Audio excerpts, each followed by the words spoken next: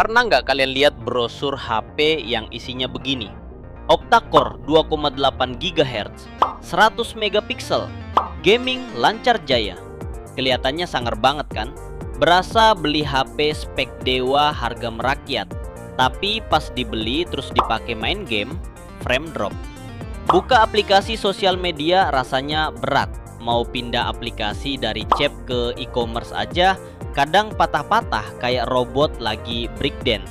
Loh, katanya prosesornya 2,8 GHz. Kok performanya begini? Nah, disinilah banyak orang ketipu. Karena di dunia chipset, angka besar belum tentu berarti performanya paling kencang. Hari ini kita bongkar satu persatu rahasia kasta chipset supaya kalian nggak gampang termakan gimmick spesifikasi sales counter. Banyak orang mengira semakin tinggi angka gigahertz otomatis HP-nya makin ngebut. Padahal gigahertz itu hanya menunjukkan seberapa cepat inti prosesor bekerja atau melangkah per detiknya. Yang menentukan seberapa berat pekerjaan yang bisa diselesaikan itu bergantung banget sama desain inti CPU atau arsitekturnya. Ibarat dua orang yang lagi ngangkat barang tadi. Yang satu larinya cepat banget, tapi cuma kuat bawa kotak tisu. Yang satunya jalannya santai, tapi kuat angkat kulkas. Kalau disuruh pindahan rumah, jelas yang bawa kulkas yang lebih berguna kan? Di chipset modern biasanya ada pembagian tugas yang jelas. Inti performa, performance core. Ini si pekerja besar, digunakan untuk pekerjaan berat seperti gaming, editing, atau rendering. Inti efisiensi, efisiensi core. Ini si pekerja kecil, digunakan untuk tugas ringan kayak chatting, dengerin musik, atau aktivitas latar belakang. Jadi kalau ada HP murah pamer octa-core kencang, cek dulu. Jangan-jangan jumlah core-nya memang banyak, tapi bukan berarti semuanya kencang. Hasilnya tetap megap-megap pas diajak kerja berat. Terus ada lagi angka yang sering digoreng di brosur, nanometer. 4 nanometer, 6 nanometer, 8 nanometer. Secara umum hukumnya memang semakin kecil node fabrikasinya, desain chip berpotensi menjadi lebih efisien.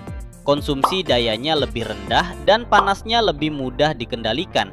Tapi ingat, nanometer itu bukan penentu mutlak performa maupun efisiensi sebuah HP. Angka nanometer ini juga dipengaruhi oleh generasi node dan teknologi fabrikasi dari masing-masing pabrikan semikonduktor.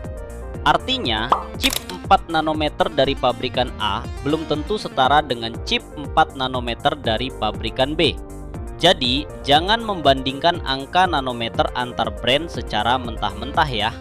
Jangan sampai kalian adu chip di tongkrongan cuma modal HP, gua 4 nanometer ya, lu masih 6 nanometer mah lewat. Padahal pas di game, HP kalian yang duluan berubah jadi setrikaan. Ini yang sering bikin netizen bingung di kolom komentar. Kok ada chipset keluaran 3 tahun lalu yang performanya masih lebih kencang dan stabil daripada chipset baru tahun ini? Jawabannya, karena kasta chipset itu nyata dan punya pengaruh besar.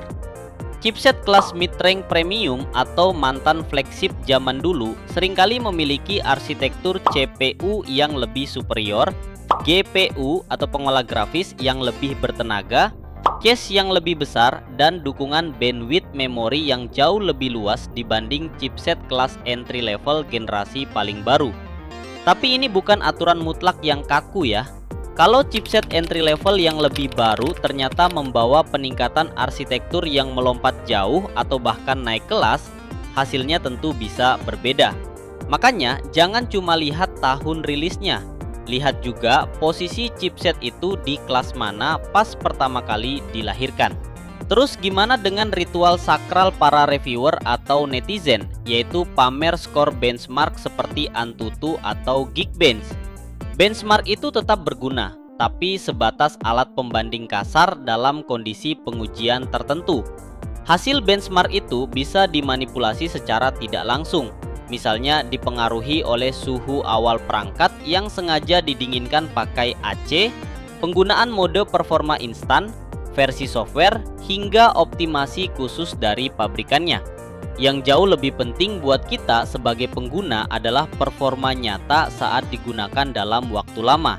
Percuma skor Antutu kalian 1 juta poin di menit pertama, tapi kalau sistem pendingin HP-nya buruk, chipset akan mengalami yang namanya thermal throttling. Ini adalah mekanisme pengaman yang otomatis memotong kecepatan chipset ketika suhunya terlalu tinggi agar komponen HP kalian gak mateng. Makanya ada HP yang pas 5 menit pertama main game bisa mulus di 90 fps, pas udah menit ke-20 langsung terjun bebas ke 55 fps. Itu bukan karena chipsetnya rusak, melainkan karena sistemnya lagi berjuang menjaga suhu perangkat tetap aman. Jadi kesimpulannya, sebelum kalian ganti HP baru di tahun 2026 ini, jangan cuma silau melihat angka gigahertz yang besar. Jangan cuma menghitung jumlah core-nya. Dan jangan cuma percaya sama screenshot skor Antutu di grup Facebook. Perhatikan juga paket lengkapnya, kelas atau seri chipsetnya, GPU apa yang dipakai buat ngolah grafis game, jenis RAM dan jenis storage atau internal yang didukung, UFS atau masih eMMC, dan seberapa serius sistem pendingin yang ditanam di HP itu. Karena performa smartphone yang enak itu adalah hasil kerja satu tim yang kompak, bukan cuma kehebatan satu komponen tunggal di atas kertas brosur. Kalau menurut kalian sendiri, chipset paling worth it dan paling stabil yang pernah kalian pakai sampai saat ini apa nih? Coba absen dan tulis di kolom komentar. Jangan lupa buat like, share, dan subscribe ke Gadget Edu ID supaya kalian gak gampang didebat pakai spek gimmick lagi.